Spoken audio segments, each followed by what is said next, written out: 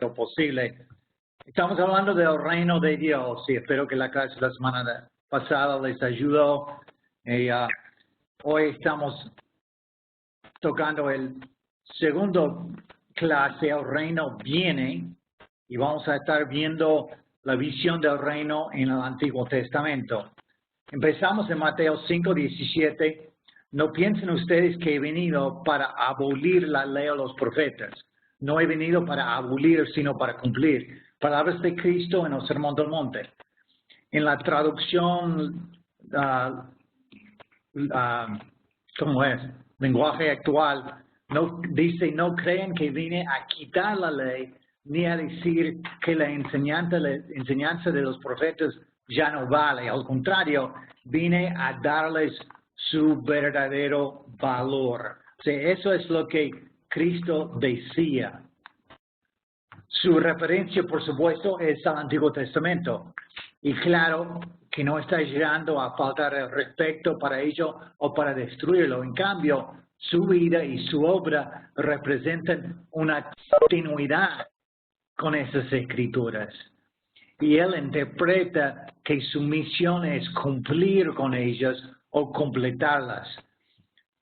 Marción, un escritor del segundo siglo, enseñó que el Dios del Antiguo Testamento y el Dios del Nuevo Testamento fueron diferentes entidades con características completamente diferentes. Claro, su punto de vista fue rechazado por completo por la mayoría de la iglesia en aquel entonces, y él fue nombrado un hereje, fue echado de la iglesia, todo eso, pero sus ideas siguen apareciendo hasta hoy. O sea, hasta hoy hay una confusión entre muchas personas entre el Dios del Antiguo Testamento y el Dios del Nuevo Testamento. La ley del Antiguo Testamento, la gracia del Nuevo Testamento. Pero lo que esta clase hace realmente empieza a ayudarnos a ver cuán conectados están todo eso del Antiguo Testamento y el Nuevo Testamento. Claro, Cristo mismo obviamente no pensaba lo mismo. Él dijo, yo no vine para destruir el Antiguo Testamento. Yo llegué para cumplir, ¿no? Lucas 24:27, Cristo también dice, Cristo hace aquí, partiendo de Moisés, siguiendo por todos los profetas, comenzó a explicarles todos los pasajes de las Escrituras que hablaban de él. La verdad, me hubiera gustado estar en esa reunión, ¿no? Y escuchar a Cristo hablar, ¿no?, de todos los profetas y todo lo que las Escrituras hablaron acerca de él. ¿Cómo sería, no? Ese tiempo hubiera sido increíble. Pero bueno, tenemos esa explicación. O sea, el Antiguo Testamento hablaba mucho de él y del reino de Dios. Después de haber hecho esta declaración, Jesús pasó a cumplir perfectamente todas las metas, sueños, sombras, tipos y profecías del Antiguo Testamento. Jesús llegó a ser el Israel que Dios siempre deseaba tener. Como veremos, Cristo encarnó, o sea, en su cuerpo, Él llegó a vivir en su persona el reino de Dios. No solamente habló del reino, pero realmente Él, en su forma de vivir, en su manera de actuar, Él encarnó, me encanta la palabra, Él encarnó en su persona el reino de Dios aquí en la tierra. Segundo de Corintios 1:20 dice, porque todas las promesas de Dios en Él son sí. Por eso, por medio de Él también nosotros decimos amén para la gloria de Dios. O sea, amén, claro, eso también quiere decir sí, ¿no es cierto? Entonces, el punto de Pablo aquí es que en Cristo todas las promesas de Dios están cumplidas. Es exactamente lo que Él dice, ¿no?, en Mateo capítulo 5, versículo 17, y también lo que Él está enseñando a sus apóstoles en esa reunión después de su resurrección. Ya que Jesús cumplió todo, la ley y los profetas y la inauguración del reino de Dios era su mensaje central, lo que miramos la semana pasada, ¿no es cierto? Seguramente vamos a encontrar que el sueño de la venida de este reino fue apuntado por los escritos del Antiguo Testamento. Bueno, en primer lugar, lo que no vamos a encontrar, que es lo que no vamos a ver en ese estudio. Sorpresivamente, no vamos a encontrar la frase reino de Dios en ningún lugar en el Antiguo Testamento. O sea, eso me sorprendió mucho, ¿no? A mí cuando primero me di cuenta de eso. Aunque hay muchas referencias a su reino, o sea, hablando de Dios, o tu reino. O sea, por ejemplo, David hablando a Dios acerca del reino de él. Por ejemplo, en Salmo 103, 19 y 145, 12 y 13 son pasajes muy increíbles. Y no vamos a ver tampoco la idea del reino de Dios plenamente desarrollada. Incluso hay mucha confusión de los mismos reyes en el Antiguo Testamento acerca de quién pertenece al reino. Lo que vamos a ver es que muchos de los reyes pensaban que el reino era de ellos y no era de Dios. Pero bueno, es un problema que todavía seguimos teniendo hasta ahora. Y lo que sí vamos a encontrar, varias cosas. Primero, Dios estaba trabajando para llevar la historia a un fin en lo cual su soberanía se mostraría claramente. Evidencia de esto se encuentra en el término el día del Señor, oído a menudo de los labios de los profetas. Es una referencia muy fuerte a través del Antiguo Testamento. Si vos buscás la idea del día del Señor, ocurre mucho, pero también hay mucha confusión en el mismo Antiguo Testamento acerca de qué significaba eso. Segundo, un mensaje constante es que Dios ha llamado a un pueblo para ser suyo. Y Él tiene un plan para su vida como pueblo. Ese plan incluye que sea una luz de las naciones.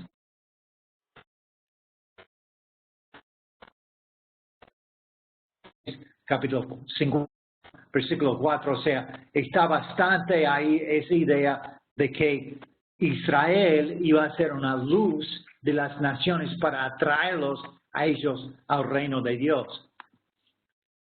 Número 3, la única relación correcta con Dios es una donde se reconoce su reino y se somete a su reinado. Número 4, al mismo tiempo, vamos a ver que la voluntad de Dios para su pueblo no se cumplió por lo general debido a la dureza de sus corazones. O sea, no llegamos a ver el reino de Dios como Dios quería en el Antiguo Testamento, más que nada por los caprichos y la dureza de los corazones del pueblo de Israel. Número 5, estas personas elegidas por Dios son desconfiadas y desobedientes, pero Él sigue hablándoles a través de sus profetas de un nuevo día en que habrá un nuevo pacto, una nueva manera de ser el pueblo de Dios. Número 6, después de su largo exilio, Dios va a traer su gente de regreso y Él mismo volverá a Sion, a Jerusalén, a Israel, donde gobernará sobre su pueblo. Lo vemos, por ejemplo, en Isaías 52:8. Número 7, en todo el Antiguo Testamento, Dios deja pistas y señas que apuntan a una visión, un sueño que Dios tiene para un pueblo. Y es un pueblo de todas las naciones que estará bajo su reinado. Y número 8, finalmente nos encontraremos con personas anhelando el cumplimiento de estas promesas y señales, aun cuando las malinterpretan y las ven a través de ojos no muy espirituales. Bueno, vamos a ver unos puntos importantes que podemos ver en el Antiguo Testamento. Un reino de sacerdotes. Aquí vemos un pasaje que me encanta, siempre cuando yo hacía el estudio del reino antes, yo siempre empezaba con este pasaje. Éxodo 19, 3 a 6. Allí Moisés subió a encontrarse con Dios, pues el Señor lo llamó desde el monte y le dijo, anúnciales estas mismas palabras a los descendientes de Jacob, a los israelitas. Ustedes han visto lo que yo hice con los egipcios y cómo los he traído a ustedes a donde yo estoy, como si vinieran sobre las alas de un águila. Así que si ustedes me obedecen en todo y cumplen mi alianza, serán mi pueblo preferido entre todos los pueblos, pues toda la tierra me pertenece. Ustedes me serán un reino de sacerdotes, un pueblo consagrado a mí. Diles todo esto a los israelitas. Dios antes de 2 días antes de que Dios llame a Moisés al monte Sinaí para darles los 10 mandamientos, aquí Él está dando a su pueblo ya una visión de lo que Él quiere en su relación con Él y con el tipo de gente que Él quiere que sea. Primero Dios habla de carácter y luego de reglas. ¿Entendéis? Aún en el Antiguo Testamento, 2 días antes de las reglas, Dios está hablando del carácter, de lo que Él quería que ellos sean, ¿no? Ese carácter, esa naturaleza que Él quería ver en ellos. Primero Dios habla del carácter y después de reglas. Y así Dios les dijo en Éxodo 19, ¿no? Él, repasando un poco lo que leímos en la Escritura, en Éxodo 19, Él actuó en su nombre para llevarlos a Él mismo. Él quiere su obediencia y lealtad. En otras palabras, lo que Él buscaba es que ellos se someten a Él como su rey. Pero a diferencia de lo que encontramos con los dioses paganos, Él quiere una relación con su gente donde les muestra su preocupación y afecto. Él demuestra que, Él quiere llevarlos, ¿no? Como un águila lleva su cría. Es una imagen afectuosa, amorosa, mostrando su preocupación por ellos. Eso no existía con la gente, con sus dioses paganos. La relación era, nosotros ofrecemos para poder muchas veces placentarlos, aplacarlos, porque estaban siempre enojados, ¿no? La relación también vemos, es una relación condicional. Dios es el actor principal, pero ellos tendrían que responder, tendrían que obedecer, tendrían que mantener el pacto. Dios dijo, serán para mí un reino de sacerdotes, un pueblo consagrado a mí. Esta frase es la más llamativa de todo, ¿no? En un momento en que todos hubieran preferido un reino de guerreros, el Señor quiere que su nación sea un reino de sacerdotes. Dios está expresando su visión de un pueblo que iba a ser un reino en la cual serían agentes para ministrar y conectar a otros con Él, ya que eso es lo que hacen los sacerdotes, ¿no? Ellos sirven a Dios y ayudan a conectar otras personas con Dios. Eso es la función de un sacerdote en cualquier religión, la definición un poco de la palabra. Todas las naciones ya tenían sus sacerdotes, ¿no? Para que interceda ante sus dioses. Pero ninguna nación tendría interés en todo un reino de sacerdotes. ¿Quién quiere un ejército completo de nada más que sacerdotes? No es lo que nadie quiere, ¿no? Toda la idea del sacerdocio es bastante indefinida en este punto para Israel. Todavía no le han dado la ley, todavía no ha existido realmente en una forma oficial el papel de sacerdotes. Tenemos el ejemplo de Melquisedec, pero eso es un ejemplo donde sabemos mucho más por lo que dice el Nuevo Testamento que por lo que dice el Antiguo Testamento. Solo más tarde, en el capítulo 28 de Éxodo, casi 10 capítulos más tarde, vamos a aprender que Aarón y sus hijos fueron diseñados como sacerdotes, en el versículo 24 del 28. Como la idea del sacerdocio se reveló progresivamente a Israel, nos encontramos con que las palabras de Dios a Moisés desarrollan más significado. Los sacerdotes están llamados a vivir una vida diferente, no adhiriéndose a la corriente de este mundo. Por ejemplo, en Números, vamos a mirar algunos ejemplos de eso, de lo que vamos viendo, que Dios les enseñaba acerca del papel que Él buscaba para los sacerdotes, siempre teniendo en mente que la visión de Dios era todo un pueblo de sacerdotes, no un tribu solo. Eso era la visión de Dios. Nunca se cumplió, ¿no?, en el Antiguo Testamento. Números 1, 45 a 50. Todos los israelitas mayores de 20 años que eran aptos para servicio militar fueron anotados según su familia patriarcal. El total llegó a 603,550 israelitas censados. Había más de 600,000 israelitas aptos para servicio militar, aptos para la guerra.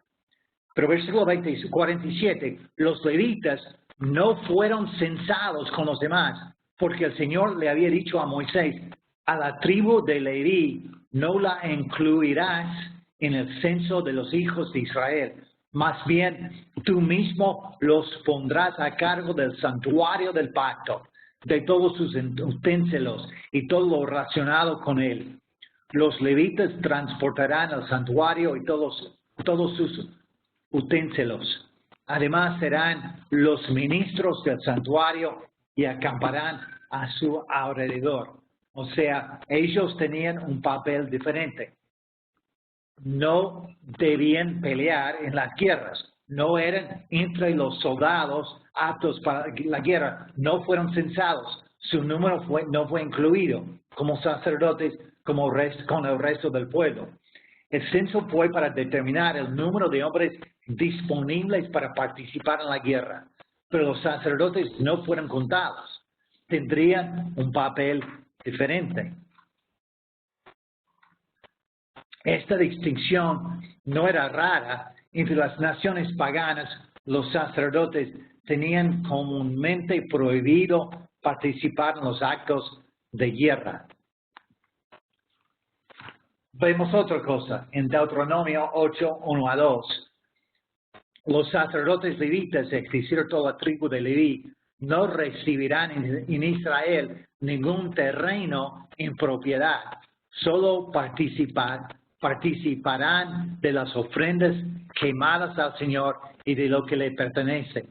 No tendrán ninguna propiedad entre sus hermanos, porque su propiedad es el Señor, como ya Él se lo ha dicho. Segundo, no debían ser los propietarios de propiedades. Ellos tenían que poner su confianza no en la tierra o en las posiciones, sino en el Señor. De una manera especial, ellos iban a encontrar toda su seguridad en el Señor su Dios. Y bueno, de eso estamos hablando justamente en la iglesia aquí, ¿no? En la Argentina, ¿no? De tener nuestro tesoro en el cielo y no aquí en la tierra.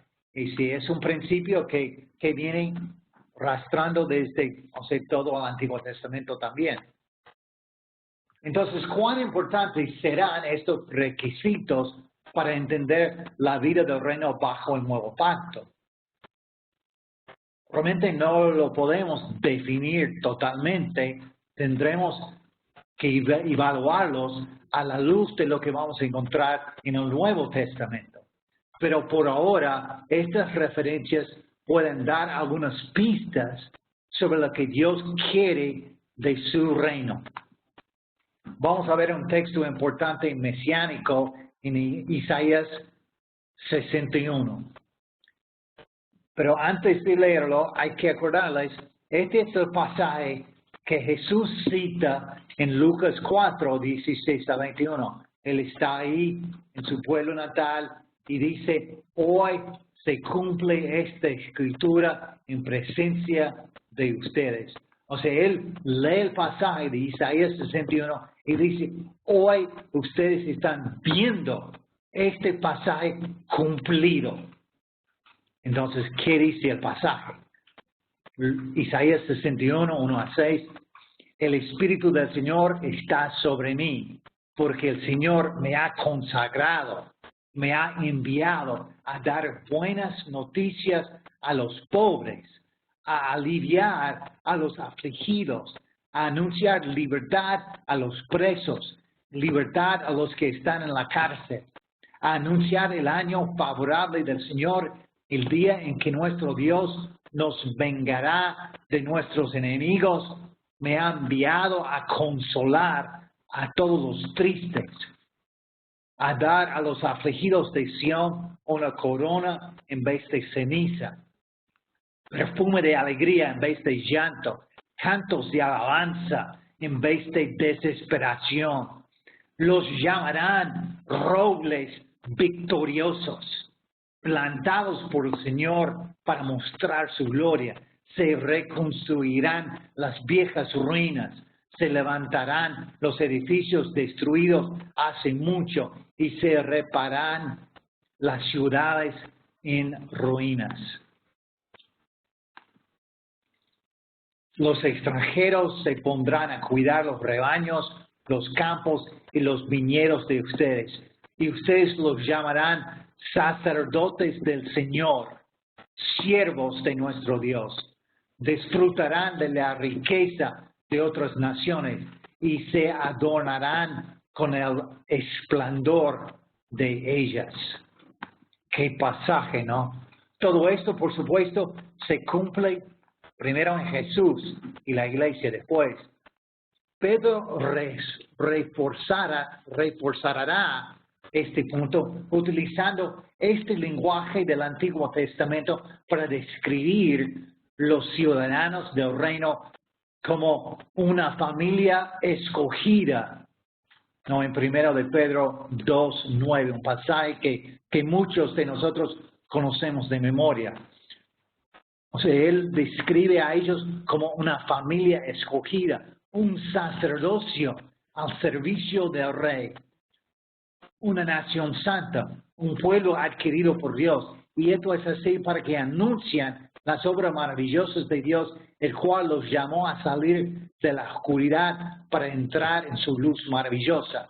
Claro, este pasaje nos ayudó a muchos de nosotros a ver que estando en la oscuridad teníamos que entrar en la luz, ¿no es cierto? Pero también, ¿ves lo que dice? Que nosotros somos un sacerdocio al servicio del rey. O sea, la visión de Dios en Éxodo 19 ya ha cumplido en la iglesia. O sea, la iglesia siendo ese sacerdocio de la cual Dios había soñado. Bueno, el segundo punto, el Estado judío y el reino de Dios. Por 40 años después del Éxodo, Israel era una colección de tribus sin un rey. Había los jueces y era un tiempo difícil, ¿no? Sí, Diana estaba leyendo recién el libro de Jueces y me estaba contando, no sé, de algunas de las cosas, acordándome. Y o sea, ahí lo que vemos es eso, ¿no? Vemos un patrón donde ellos pecan, o sea, ellos se ponen rebeldes, buscan a complacer sus pasiones, adorando a dioses paganos. Entonces, lo que pasa siempre es Dios les deja pasar por un tiempo de sufrimiento.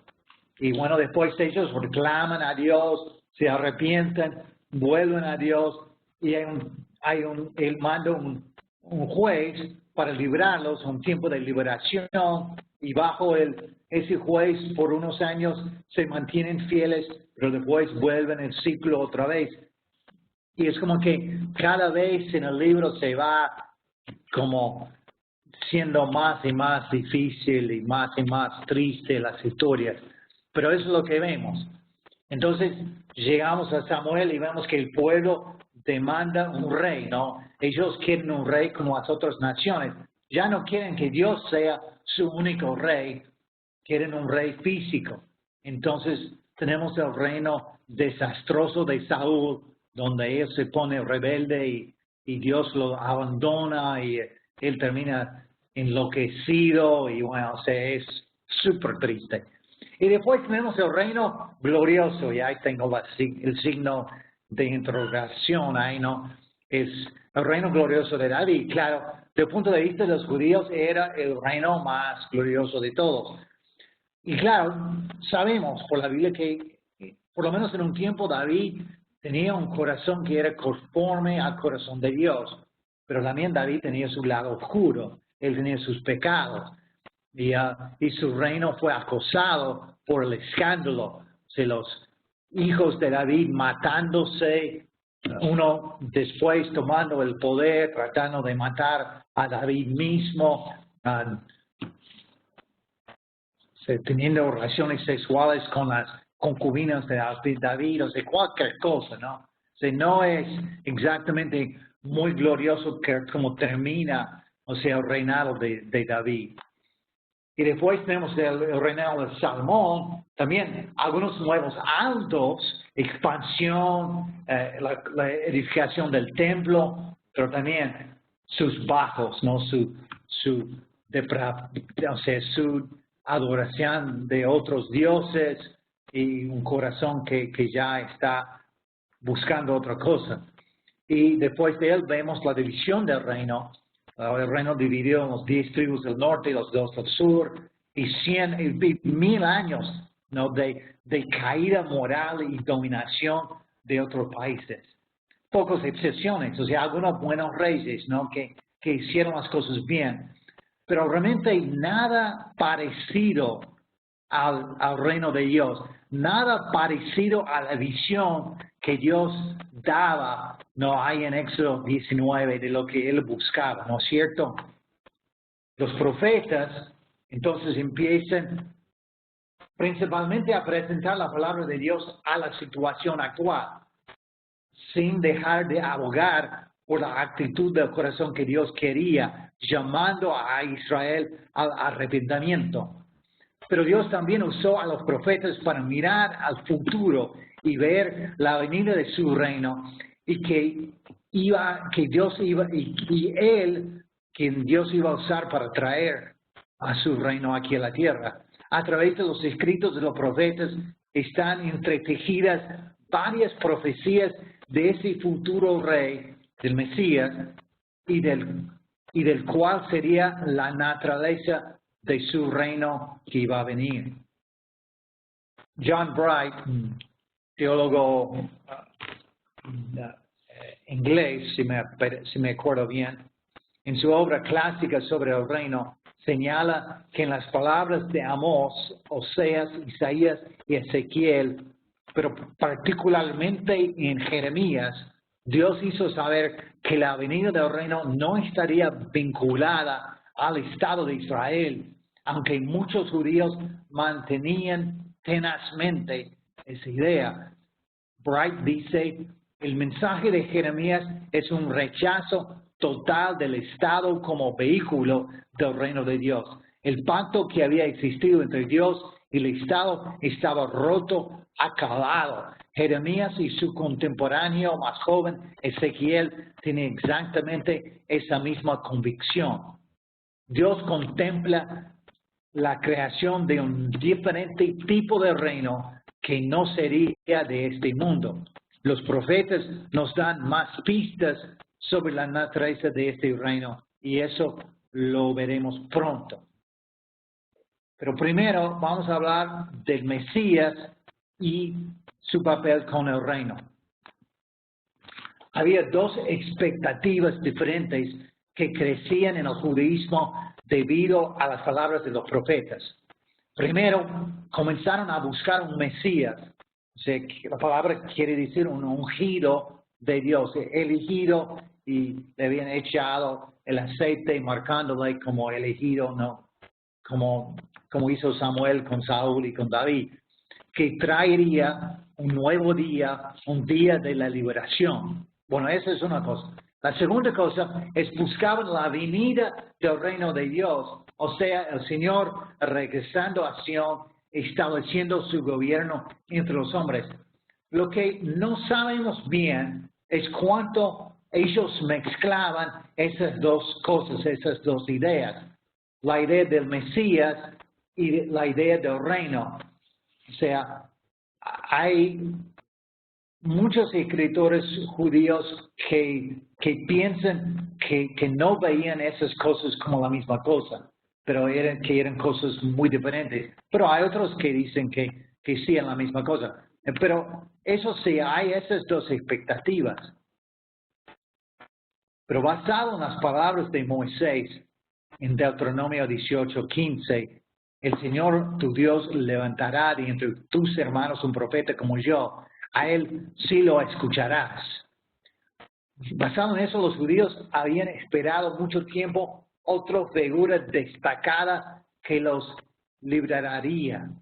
Algunos deben haber pensado que David era esa figura, pero cuando la historia termina diferente, ellos buscaban otro. Los profetas dieron referencia más específica a la venida del reino de Dios, a pesar de no usar ese término, o sea, la expresión reino de Dios. Ellos utilizaron expresiones como el monte del Señor, Isaías 2:3, su imperio y la paz, Isaías 9:6-7, mi santo monte, Isaías 11:9. Sabiendo del Nuevo Testamento que la venida del Mesías está vinculado con la llegada de la nueva era, vamos a ver en varios pasajes, principalmente en Isaías, fuertes ideas sobre la naturaleza de la venida del rey y de su reinado. Entonces vamos a ver los profetas y el reino. De todos los profetas, ninguno nos da más información que Isaías. Empezamos en este pasaje muy conocido de Isaías 2:2-4. En los últimos tiempos,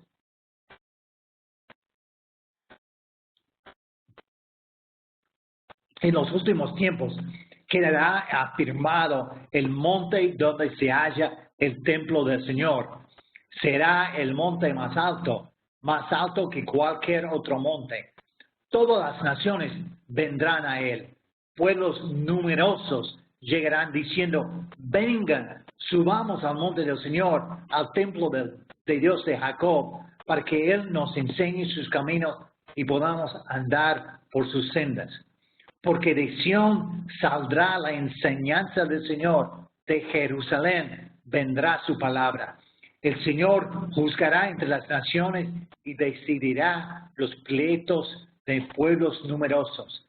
Ellos convertirán sus espadas en arados y sus lanzas en hoces. Ningún pueblo volverá a tomar las armas contra otro, ni a recibir instrucción para la guerra. Si bien no podemos decir que la imagen de la montaña en las escrituras proféticas siempre se refiere a reinos, porque mi santo monte siempre se refiere al reino de Dios. Hay una serie de lugares en los que el contexto señala fuertemente en esta dirección. Ejemplos de estos serían esos pasajes en Isaías 56, 6-7, 57-13, 65, 21-25, 66, 19-21, Ezequiel 20, 39-41. Un reino de Dios que es superior a todos los reinos. Es lo que Él está buscando. El alcance de la montaña de la casa del Señor irá mucho más allá de Israel, afectando a muchas naciones y muchos pueblos. Describe lo que ocurriría en los últimos días. Se trata de lo que llamamos escatología, o sea que tiene que ver con los tiempos finales, algo claramente asociado con la llegada del reino de Dios. Claro, nosotros estamos viendo que esas dos ideas de la llegada del Mesías y el reino estaban conectados.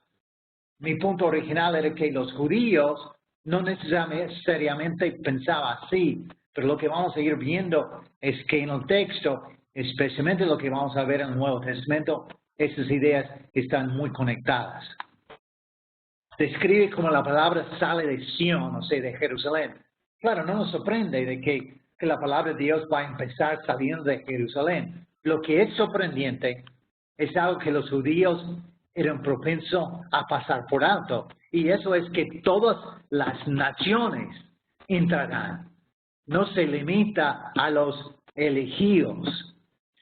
Pueblos numerosos, o sea, muchos que no eran judíos, se dicen, vengan, subamos al monte del Señor. O sea, ahí lo que veis es una imagen de que el reino de Dios no es limitado a Israel, pero incluye a todos los reinos. O sea, hay gente de todos los reinados que están llegando, que están diciendo el uno a otro, vengan, vamos a subir, vamos a estar, vamos a adorar a Dios ahí. Pero ¿cuán transformacional será este reino? Porque Isaías dice que será un reino de paz. No solo los judíos, sino todas las naciones. El Señor juzgará entre las naciones y decidirá los pleitos de pueblos numerosos. Ellos convertirán sus espadas en arados y lanzas en hoces. Ningún pueblo volverá a tomar las armas contra otro ni a recibir instrucción para la guerra. Como veremos, este concepto de paz entre ellos, que una vez fueron enemigos, se repetirá varias veces en Isaías, tanto que debemos concluir que una característica dominante de los del reino es que no se entrenan para la guerra y que no viven para dañar a otros.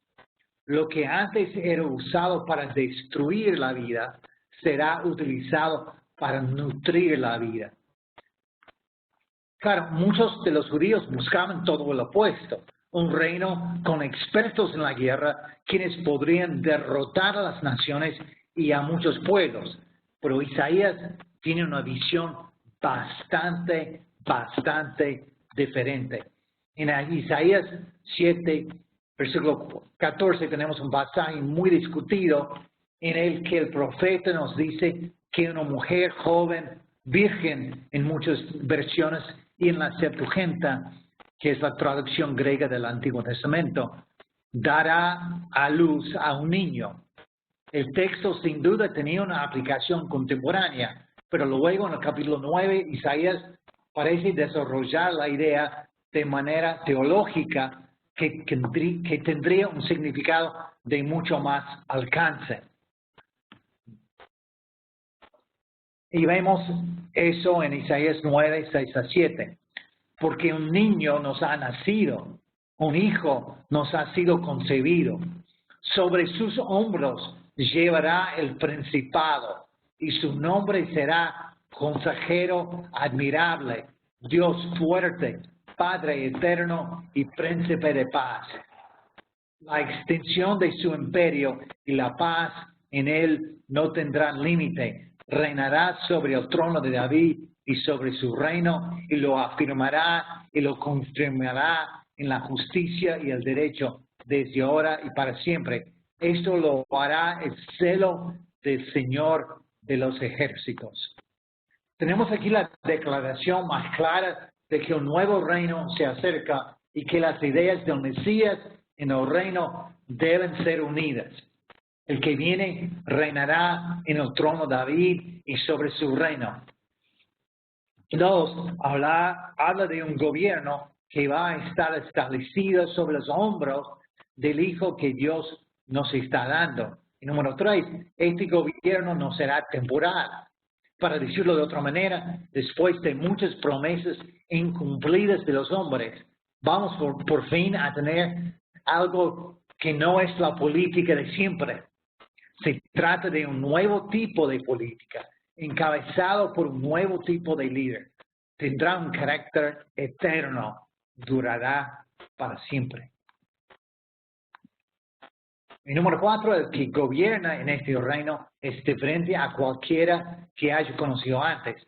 Él viene como un niño que se llamará por varios nombres, entre ellos algunos que normalmente serían una blasfemia.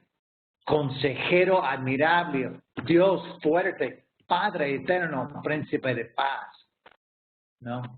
Nombres bien fuertes, bien importantes. Número 5, entonces finalmente su gobierno se confirmará con la justicia y la rectitud. Este reino no sería acerca de la represión, dominación y control. Tendría que ver con el carácter, el cuidado y el buen trato de los demás. Ahora vamos a Isaías 11, 1 a 7. Del tronco de Isaí brotará un retoño, un vástago nacerá de sus raíces. El Espíritu del Señor reposará sobre él, espíritu de sabiduría y de entendimiento, espíritu de consejo y de poder, espíritu de conocimiento y de temor del Señor. Él se deleitará en el temor del Señor, no juzgará según las apariencias, ni decidirá por lo que oiga decir. Piensa un poco, un retoño de un tronco. Muy impresionante. No muy impresionante. Un tronco, y de ese tronco hay un brotecito, no un retoño.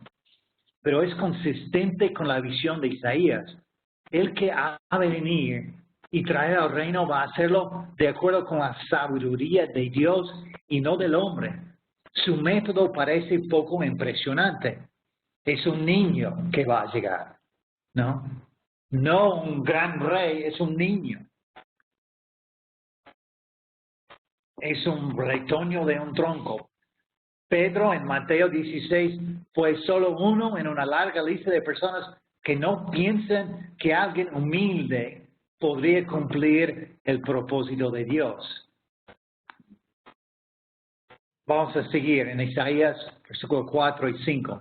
Sino que juzgará con justicia a los desválidos, dará un fallo justo en favor de los pobres de la tierra. Destruirá la tierra con la vara de su boca, matará al malvado con el aliento de sus labios. La justicia será el cinto de sus lomos y la fidelidad el ciñador de su cintura. Que esta rama es el Mesías que gobernará en justicia, versículos 4 y 5, no hay ninguna duda. Y de nuevo vemos que está trayendo un reinado donde se encontrará la paz entre enemigos naturales. Él sigue en versículo 6, el lobo vivirá con el cordero, el leopardo se echará con el cabrito, y juntos andarán en el ternero y el cachorro de león, y un niño pequeño los guiará. La vaca pastará con la osa, sus crías se echarán juntas, y el león comerá paja como el buey. Una imagen súper fuerte, ¿no es cierto? Y sigue en versículo 9, y en todo mi monte santo no habrá quien haga ningún daño, porque así como el agua llena el mar, así el conocimiento del Señor llenará todo el país. Isaías repite esa misma idea en el capítulo 65, 25, cuando describe el cumplimiento final del reino de Dios en los cielos nuevos y la nueva tierra, versículos 17 a 25. Los animales descritos aquí representan los ciudadanos del reino que quieren nada más que bien a los demás. no vamos a entrar en discutir si vamos a ver, si va a haber o no animales en el cielo. No es el tema, ¿no? Pero los animales aquí, o sea, realmente están ahí para representar algo diferente, ¿no? Representar seres humanos, ¿no? Que actúan de una forma diferente, a pesar de que una vez eran enemigos naturales. Podemos perder el punto de que los que una vez habrían matado el uno al otro ya están viviendo juntos en paz. Debemos tomar en cuenta que 4 veces cuando describe el reino se trata de un ámbito en que sus habitantes no hacen la guerra, no hacen daño el uno al otro y donde su líder se describe como el príncipe de la paz. Este aspecto pacífico y no violento del reino se le dio gran énfasis por los cristianos del siglo II y III, pero se perdió lamentablemente a los principios del siglo IV durante el cambio masivo de paradigma que viene con Constantino y sus maneras mundanas de ayudar a la causa cristiana. Hablamos un poco de eso la semana pasada. No es de ninguna manera la única característica del reino, pero es un ejemplo destacado de la forma en que los reinos del mundo y el reino de Dios son tan dramáticamente diferentes. Bueno, otra cosa que vemos acerca del reino. Isaías 32, 1 a 2. Miren, va a surgir un rey que hará justicia y los príncipes presidirán en el juicio. Ese hombre será como un refugio contra el viento, como un albergue contra el turbión, como los arroyos en tierra áridas, como la sombra de un gran peñasco en tierra calurosa. La justicia en el Antiguo Testamento, de la cual él habla aquí, ¿no?, tiene mucho que ver con las relaciones y cómo manejarlas. Eso ya es todo otro estudio, pero es lo que vemos en este pasaje. El Antiguo Testamento apunta a relaciones que el Nuevo Testamento aclarará y empatizará, o sea, relaciones unos a otros. Eso también es otro estudio, es otro libro. O sea, relaciones no caracterizadas por competición, sino por la ayuda mutua. Quizás algunos de ustedes vieron la película La Marcha de los Pingüinos.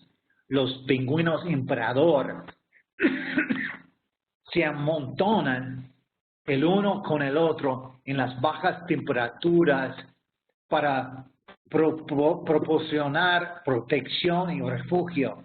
Y lo que hacen es turnándose, ¿no? De modo que ninguno tiene que quedarse expuesto en la parte exterior del montón, ¿no? O sea, se van turnando los que están afuera con los que están adentro. O sea, es una imagen muy increíble, ¿no?, de realmente cómo deben ser las relaciones en el reino. Isaías presenta un rey que conduce a su pueblo a tratarse los unos a los otros con ese tipo de interés mutuo. Vamos a Isaías 42, 1 a 4. Aquí está mi siervo, mi escogido, en quien me complazco. Yo lo sostengo sobre mí, sobre él reposa mi espíritu. Él traerá la justicia a las naciones. No gritará ni levantará la voz. No se hará oír en las calles. No hará pedazos la caña quebrada, ni apagará la mecha humeante. Traerá la justicia por medio de la verdad. No se cansará ni se fatigará hasta que haya establecido la justicia en la tierra. Las costas esperarán sus enseñanzas. Aquí Isaías habla de aquel que trae justicia a las naciones.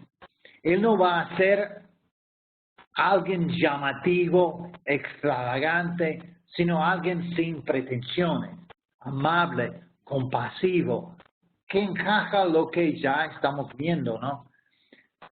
Cañas se utilizan para todo tipo de propósitos, pero la caña quebrada era generalmente desechada. Una mecha humeante hace más daño que bien porque crea un humo irritante y poca luz. Pero Isaías describe uno que no rompe las cañas quebradas, que no las echa, no apaga las mechas humeantes, pero que da esperanza y infunde nueva vida a todos. Finalmente, cuando llegamos a Isaías 53, no sé si han notado, estamos haciendo un repaso general del libro de Isaías. Cuando llegamos a Isaías 53, el monte Everest, o ya que estoy aquí en la Argentina, el Aconcagua, ¿no? De la enseñanza sobre el Mesías, sino de todo el Antiguo Testamento. Estamos hablando del siervo Mesías Rey que vivirá el mensaje del reino aquí en la tierra. No vamos a tomar el tiempo ahora de leer el pasaje. Es un pasaje que todos conocemos, ¿no es cierto? Pero el contexto comienza en 52:13 y nos encontramos, al igual que antes, un reino que afecta a muchas naciones, que tienen superioridad a sus reyes. Es como un broto tierno y un raíz que salió de tierra seca. Después de su sufrimiento, ganará una gran victoria trayendo liberación a muchos. 53:11 y 12. Pero ahora nos enteramos de que Él vive con inocencia, que no es violento, pero está traspasado por nuestras rebeliones y molido por nuestras iniquidades. Por primera vez vemos la profundidad del servicio y el sacrificio del siervo Mesías Rey y aprendemos que la venida del reino también implica tener nuestros pecados sanados por sus heridas, que esto es la justicia que Él va a traer. O sea, vamos a poder ser perdonados de nuestros pecados. Isaías 53 presenta una visión de la venida del Mesías que los judíos no estaban preparados para aceptar. En ese momento, y aún después de 700 años contemplándolo, cuando Jesús llega a la escena, ellos esperaban, anhelaban un líder armado con el poder mundano y destreza militar para liberarlos de la dominación extranjera. Ellos eran lentos para aprender que los caminos de Dios no son sus caminos. Una lección que todavía nos cuesta. 55, 8 a 9, porque mis pensamientos no son los de ustedes, ni sus caminos son los míos, afirma el Señor. Mis caminos y mis pensamientos son más altos que los de ustedes, más altos cielos sobre la tierra. Hacemos un resumen de lo que hemos visto acerca del reino. Primero, es un reino de sacerdotes. Segundo, es para todas las naciones y los pueblos. 3, durará para siempre. 4, estará establecido por el siervo Mesías Rey de Dios a través de su sufrimiento. 5, estará comprometido a ayudar a los necesitados y los pobres. Y 6, estará caracterizado por relaciones correctas tanto adentro como afuera. Entonces, una cosa más que queremos ver antes de cerrar, el reino en la historia o más allá de la historia. Y no sé si se dieron cuenta, o sea, esa forma de PowerPoint que estoy usando es medio distorsionado, raro, ¿no? O sea, hay que verlo un poco diferente. Y eso es a propósito, porque tenemos que abrir la mente y ver las cosas diferentes de quizás como lo hemos visto en el pasado. Entonces, el reino, ¿en la historia o más allá de la historia? Entre los malentendidos del pueblo judío hay uno que no fue su culpa.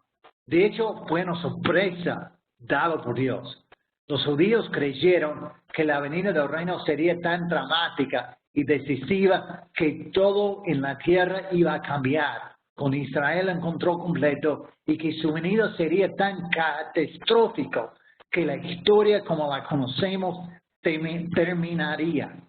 La expectativa judía fue que el Señor iba a juzgar las naciones y reivindicar a su pueblo.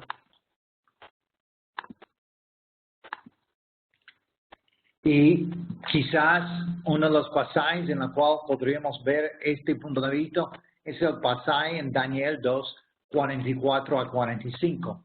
Pasaje donde él está terminando de explicar al rey Nabucodonosor acerca del sentido de su sueño. Dice, durante el gobierno de estos reyes, el Dios del cielo establecerá un reino que jamás será destruido ni dominado por ninguna otra nación, sino acabará por completo con todos los reinos demás reinos y durará para siempre. Esto es lo que significa la piedra que su majestad vio desprenderse del monte, sin que nadie la hubiera empujado. Piedra que convierte en polvo el hierro, el bronce, el barro, la plata y el oro. El gran Dios ha revelado a su majestad lo que va a pasar en el futuro. El sueño es verdadero y su interpretación cierta. O sea, más o menos la idea de los judíos era algo como ese diagrama. Tenéis el tiempo presente y tenéis Dios irrumpiendo, ¿no? en el tiempo presente para comenzar el tiempo venidero. O sea, Dios iba a venir para juzgar las naciones, poniendo fin a la era actual y marcando el comienzo de la era por venir. Él, a través de su reelegido Mesías, iniciará una nueva y gloriosa época en la que Jerusalén sería el centro del universo y todo estaría bien en Sion.